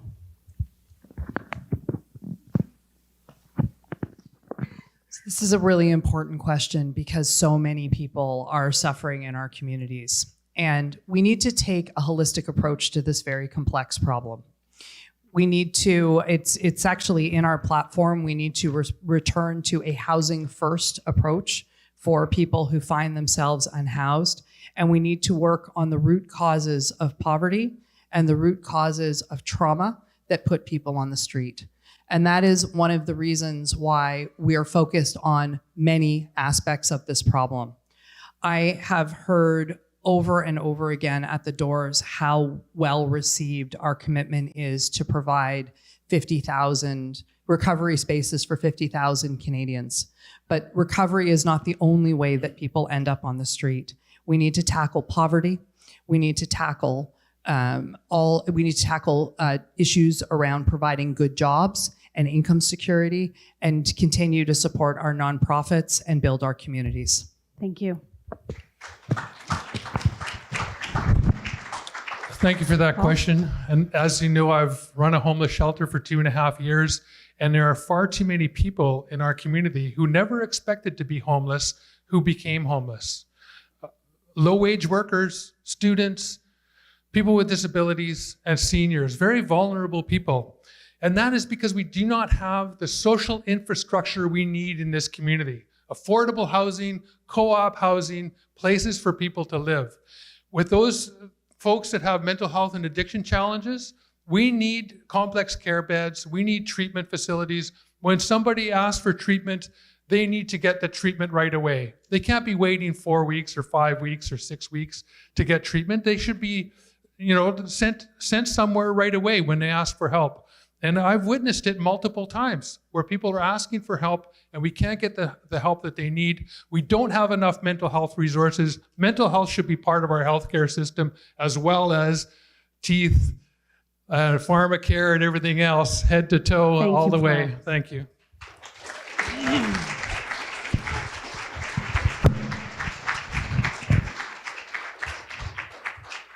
Michelle? Safe streets, real treatment, coordinated action. Nanaimo deserves to feel safe at home, at work, and downtown. This is a health crisis with public safety consequences, and it needs leadership, not finger pointing. I'm absolutely aligned with Prime Minister Mark Carney's $4 billion for housing and homelessness infrastructure. That's a lot to get out in your tongue. National Mental Health Fund with targeted youth and addiction supports. Enforcement and oversight investments to support communities and keep people safe. Take a trauma-informed, safety-first approach to the opioid crisis. Expand access to treatment, detox, and long-term recovery options. Enforce against organized traffickers and unsafe sheltering practices. Support permanent supportive housing with oversight and wraparound services. Require transparency and accountability in housing program delivery. Coordinate across federal, provincial, and municipal levels so cities like Nanaimo aren't left to carry the burden alone. Bottom line, we can't arrest a way out. We can't ignore the public safety. Thank you, Michelle. That's time. It's time for solutions and actively work. Thank you for so Nanaimo. much.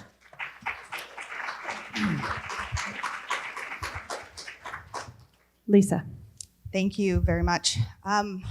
Well, we're seeing in our communities that so many people are living paycheck to paycheck. I'm talking to many seniors in our community who are worried that they're not going to be able to make their rent or their mortgages, that they're having to make tough decisions after contributing in our communities for generations.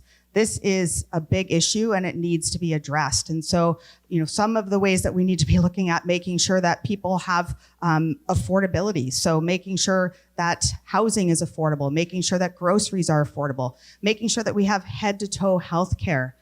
Making sure that we're looking at the root causes of poverty and not just continuing to put band-aid solutions to a complex problem. But yes, there are more and more people that are without a home, and we need to remember that these are our brothers, our sisters, our fathers, our mothers. These are people on the streets that deserve to have a place to call home and deserve to know that they, that they have a place to call home. I'm going to leave it there. Thank you. Thank you, Lisa. Stephen?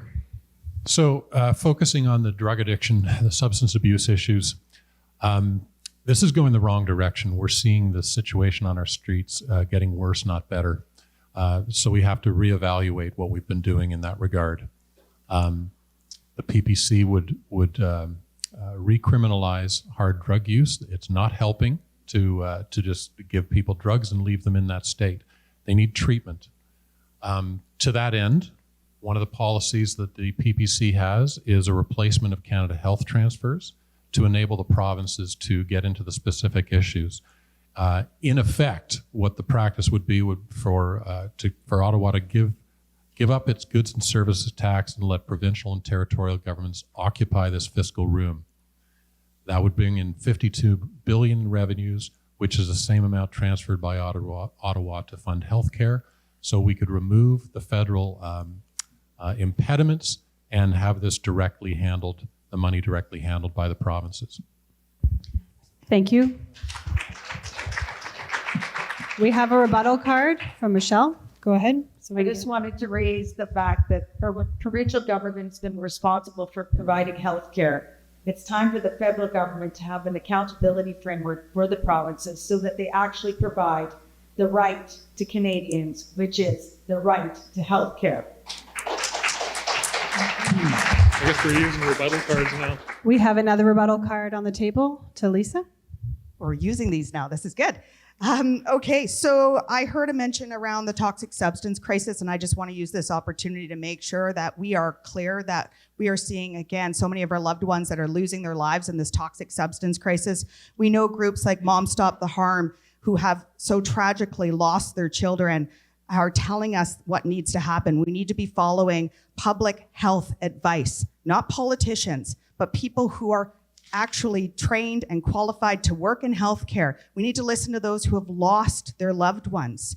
We know that we need to keep people safe, first and foremost. We need to make sure that we have on-demand treatment that meets people's needs. So that could mean so many different options, of course. And we need to make sure that we're protecting our borders to stop the toxic substances from crossing over from the United States into Canada. During Harper's time, he cut 1,100 border officers. We need to make sure that we have border officers that are stopping those illicit substances from coming into Canada and the ingredients as well. Thank you, Lisa. That's time.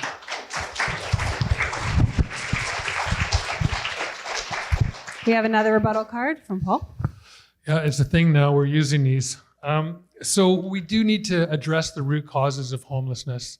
And it's actually a much larger problem than what you see on our streets.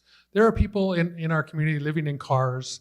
There are people camped out around in the bushes all over the place that aren't fitting in with what you see on our streets with mental health and addiction.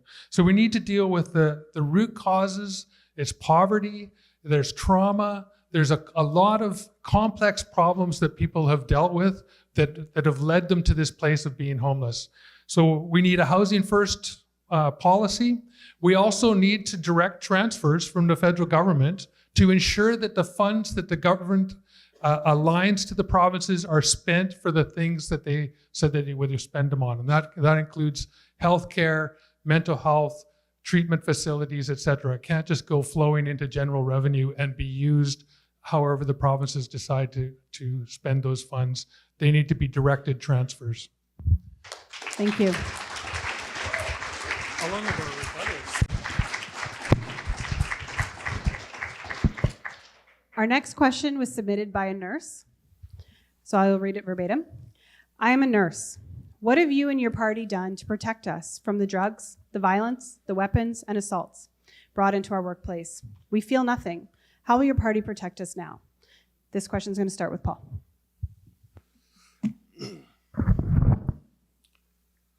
Well, I'm sorry to hear that is happening, and it shouldn't be happening. And it's one of the things, in our healthcare system, running a shelter, I had to look out for the work safe of my workers. And so that meant phoning the police. That meant banning people from the shelter who were violent, who were problematic.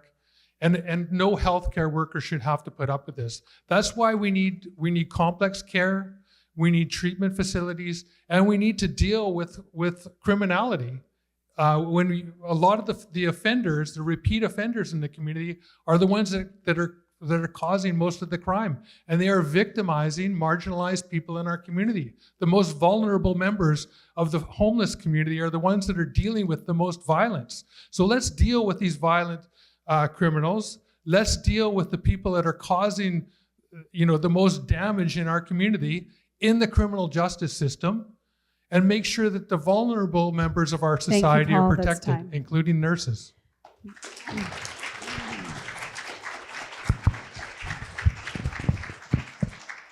Michelle?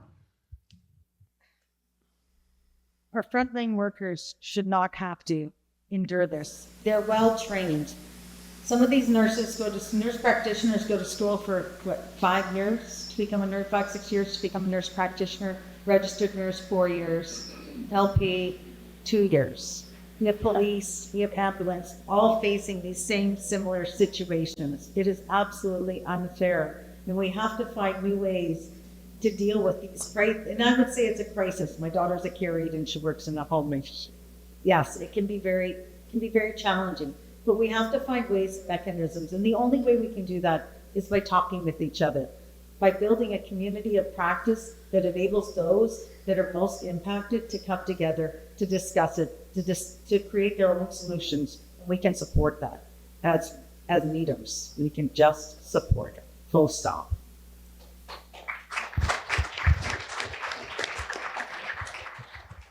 Lisa? Thank you. We know our healthcare system is overburdened and that nurses who are qualified and wanting to provide a level of care for our loved ones at the time that they need it are burning out. It is tragic to see. And so the federal government needs to step up to provide the supports to the provinces so that they can deliver the healthcare that people in our communities deserve. First and foremost, we need to see the federal government increasing the amount of the healthcare transfers to provinces. That was reduced during Harper's time again, and now we're seeing the impacts on people in our communities. We need to make sure that those who are qualified to work in healthcare are having reduced barriers in being able to get into that work. We're seeing people that are coming here from outside of Canada who are qualified in healthcare yet are receiving barrier after barrier in being able to do the work that they need. And ultimately, nurses need to have what they need and deserve to be able to show up to work and know that they're going to be able to have safe working conditions, a fair wage, and a representative that's going to stand with them when things go wrong.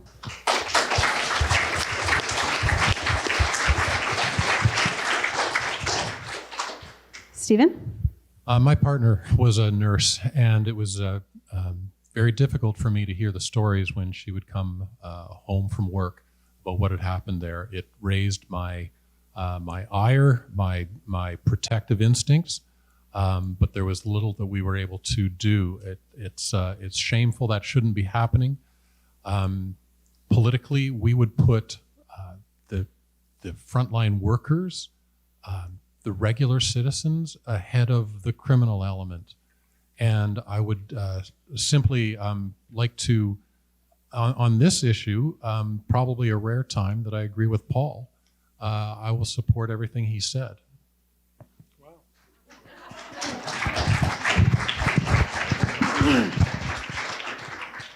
Tamara? I have so many conversations about this, including one that I just had this morning where I was reminded that not only are nurses and the people who support them in various settings completely and utterly overworked and stressed, but they deal with people dying in their arms every day.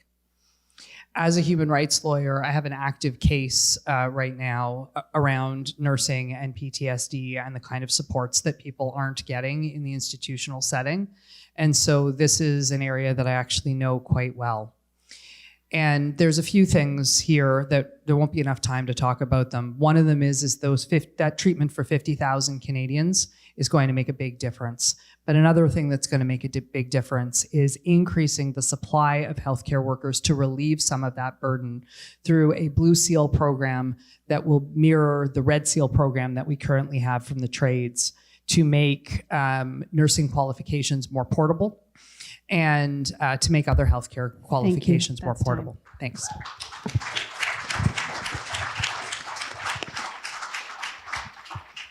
Our next question, we'll start with Michelle. Will your party reintroduce Bill C-295, the Long-Term Care Act that was approved by Parliament but was under review in the Senate? Absolutely, it's a liberal bill. We will 100% bring that bill. Thank you.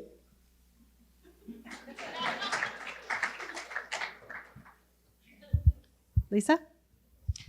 Yes, I will absolutely support it. I mean, I think it begs a bigger question here is why don't we have a long-term care act currently in place? Why do we not have a strategy and a plan for the population that we know is aging? We know that our population is growing. And so we need to make sure that our loved ones are cared for in the long term. We saw the implications of us not having the supports in place for people during the pandemic. It was devastating to see the impacts on people who are living in care homes, for example, and their loved ones.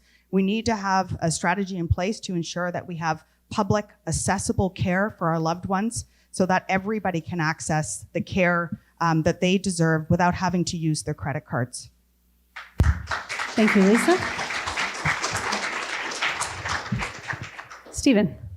It sounds very nice, but I'm going to admit to you that I don't know the details of that bill, and so I'm not going to offer a comment or opinion on something that I'm not familiar enough with. Thank you.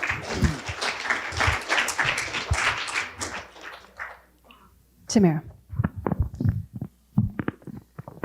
Long-term care is largely provided in provincial operational contexts, and we need to work to ensure that those care homes have the supports that they need to be able to provide excellence for our vulnerable seniors. And so I will do everything in my power to make sure that we're able to support great long-term care at the provincial level in a way that does not result in a massive increase in bureaucracy and paperwork at the national level.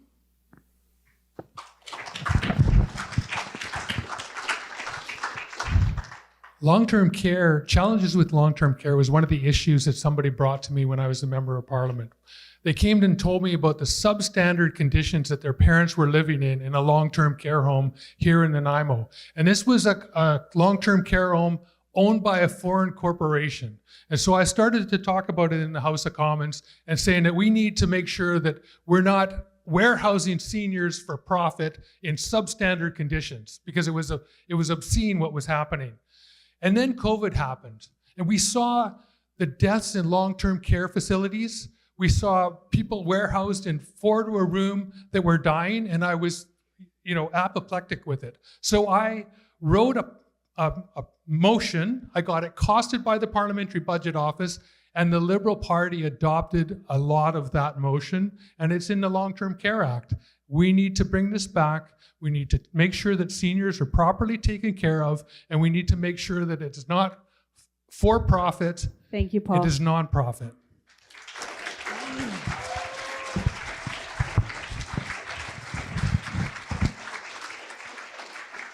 We have a rebuttal card. The first one goes to Lisa. Thank you. I just want to add the point that we need to be making sure that we see our healthcare remaining public and accessible. What we're seeing right now and what I'm hearing on the door when I'm talking to people is the fear that we are moving towards a more American-style healthcare. And so we need to make sure that we are protecting our public healthcare here in Canada. We cannot see Conservatives coming in and making cuts to our healthcare, increasing the privatization of our healthcare system, and seeing our loved ones being even more at risk of not getting the care that they need and deserve. Thank you.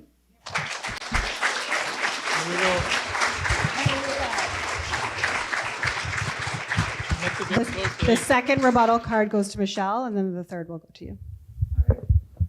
Chilling. That is what we call our cultures. Chilling. In my culture, we do not generally put our elders in facilities and have others look after them. So Meechum is the most important people in our community. So we look after them. So I will, always will, stand up for Meechum every single day. However, I do know and believe, even though I'm not an expert in the field, that it was the Conservatives that sold off all the care homes to the foreign companies. Yeah. And so what was with that? Bad for Canada.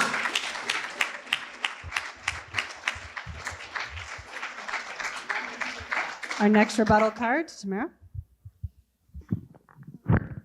So I just want to correct the record here. Conservatives are not in favor of American-style healthcare. If you look at the quote on the HEU website around privatization, it's taken from a speech that Pierre Poilievre gave about the Ottawa airport. There is a lot of misinformation in this space. Conservatives voted in favor of C-295, and we have no intention of bringing American-style healthcare to Canada. It's just straight up misinformation. Rebuttal to Paul. So we have a lot of foreign ownership in this country, and it was the Harper government that opened up foreign ownership of our long-term care homes. We have the highest level of foreign ownership in the OECD. We're only like number 2 or something like that. So we've seen the Harper Conservatives, they sold off the wheat board to the Saudis. They sold off Nexen to the Chinese. We have 75% ownership of our fossil fuel industry is by foreign companies, owned and controlled.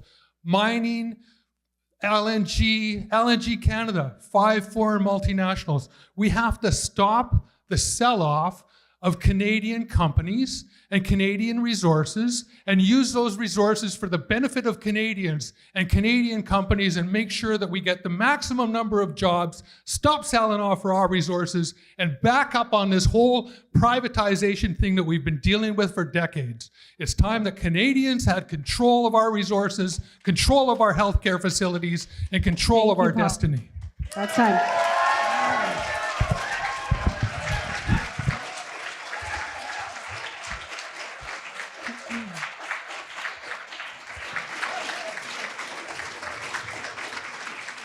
Okay. All candidates will now be given 1 minute each to provide closing remarks. Rebuttal cards may not be used in this portion of the forum, and candidates and audience members will be asked not to interrupt. We are going to start at my furthest from my left. We'll start with Stephen, please. Okay, thank you. I just want to bring our attention back to where we really are in Canada right now as a result of the last 10 years of the Liberal NDP coalition government. I'm going to reiterate here, the Happy Planet Index down from 5th to 15th. Debt per capita from 16,500 to 30,000, almost doubling. Purchasing power down. Violent crime rate up 33%. Housing costs skyrocketing. Grocery prices consistently inflating. It's getting worse under this government. We need a change. That's what the PPC is offering, is a change from the establishment parties. We have a different way to govern. We have a more fiscally responsible platform. And we're looking to build our party and show another way to do things politically. Thank you.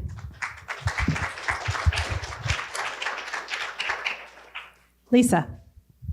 Thank you. I just want to say first, it has been such an incredible honor to serve as your member of parliament since 2021. And I'm going to say I'm so far from done. There is still so much work left to do. It has been so wonderful to be able to do the work, to see an expansion in our healthcare system, to see dental care being expanded, to see pharmacare being expanded, $10 a day childcare. People in Nanaimo Ladysmith know one thing. I hear over and over at the door that people here in Nanaimo Ladysmith do not want to see Conservatives representing this riding. I have a proven track record. I am here to beat the Conservatives again. I did it last time. I most certainly can do it again. If you stand with me, you will have the person that will represent the people's needs in our communities and not large corporations, not the ultra-rich. We don't need any more of the top 1% in Parliament. We need people who understand what it's like in our communities to get things done. Thank you.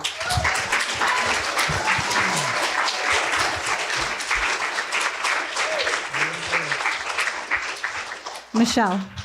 There are 2 people running for Prime Minister in this country at the moment. And I'm on the ballot with Mark Carney, and I couldn't be prouder to be Canadian strong and stand up for Canada as we're embarking on this economic war with Donald Trump. We feel that war right here in Nanaimo Ladysmith. Our forest sector is under threat. And it's under threat for various reasons, provincial legislation, like regulation and legislation, but also softwood and tariffs. I am committed to advance infrastructure investment like I've already done in our port, to our hospital tower and our forest sector and our university, because our university needs to get back to what it was doing when it first started, and that's training tradespeople. I'm excited to be on the ballot. My name's Michelle Corfield, April 28th. Vote Liberal, vote Michelle.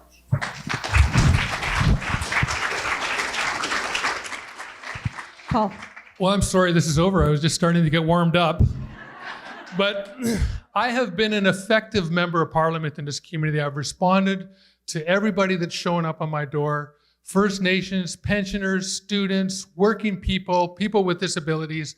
And when they ask me for help, I've gone to bat for them. I've changed legislation. I do that, but I'm effective because I don't heckle. I don't call people names, and I don't engage in the juvenile behavior you see in the House of Commons. And that means I get the respect of ministers and parliamentary secretaries and the others that I work with. I'm also not whipped. I'm not told what to say or told how to vote. I'm not owned by the party bosses. So I can do what you need me to do in the House of Commons, and I will fight for you. I will work hard for you. I will be transparent, and I will be effective. Vote for me, and I'll gladly represent you in Nanaimo Ladysmith again. Thank you. Thank you.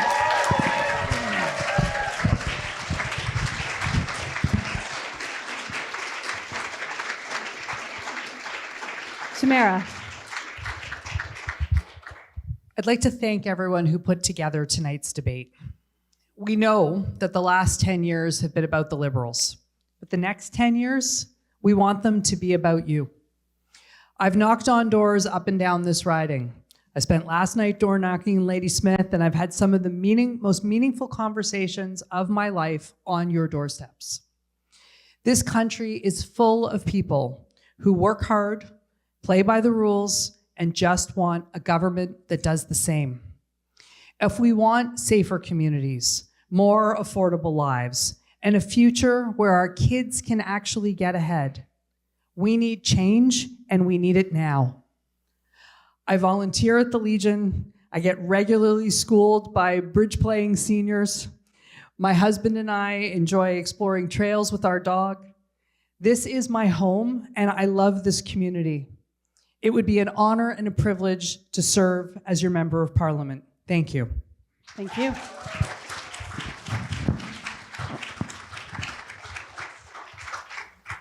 So in conclusion, I would like to thank all of our candidates for sharing your views tonight, and to our audience for attending. On behalf of the Greater Nanaimo Chamber of Commerce, Ladysmith Chamber of Commerce, and the Canadian Home Builders Association of Vancouver Island, we are pleased to have been able to bring this important event to you this evening. Again, to the Coast Bastion Hotel for hosting this evening, and a big thank you to the Vancouver Island Real Estate Board for their support for this event. So don't forget, your vote is your voice. Be sure to cast your ballot on Monday, April 28th. Good night, and thank you.